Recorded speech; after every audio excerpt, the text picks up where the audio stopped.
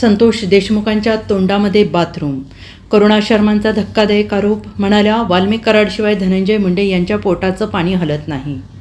वाल्मिक कराड याने संतोष देशमुख यांची हत्या केली हा आरोप नाही, सत्यता आहे.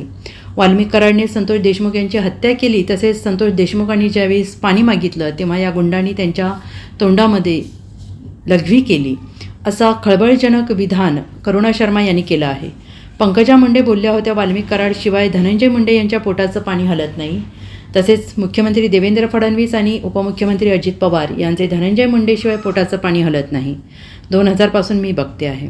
सगळे पुरावे समोर आहेत, मग वाट कशाची बघताय, असा सवालही करुणा शर्मा यांनी देवेंद्र फडणवीस आणि अजित पवारांना विचारला आहे. करुणा शर्मा यांनी विविध मुद्द्यांवर भाष्य केलं आहे. महिलांबद्दल सहानुभूती असेल तर देवेंद्र फडणवीस, अजितदादा यांनी धनंजय मुंडे यांना पक्षातून हाकलून लावलं पाहिजे. पक्षाचा आधार घेत ही मोठी झालेली आहेत, अशी मागणी करुणा शर्मा यांनी केली आहे. तसेच महिला आयोगात मी वेळोवेळी गेले आहे, मात्र ज्यांच्यावर कारवाई झालेली आहे त्यांच्यावर कारवाईचे आदेश दिलेत. आजपर्यंत महिला आयोगानं काहीच केलेलं नाही. रुपाली चाकणकर महिला आयोगाच्या पदावर योग्य नाहीत, त्या कोणालाही न्याय देत नाहीत. रुपाली चाकणकर यांनी धनंजय मुंडेंना खूप पाठिंबा दिला, असा दावा करुणा शर्मा यांनी केला आहे. कालच्या निकालासाठी न्यायालयाचं धन्यवाद मानते. आम्ही 15 लाखांची मागणी केली, मात्र ते मिळाले नाही, त्यामुळे आम्ही न्यायालयात पुन्हा दाद मागणार आहोत.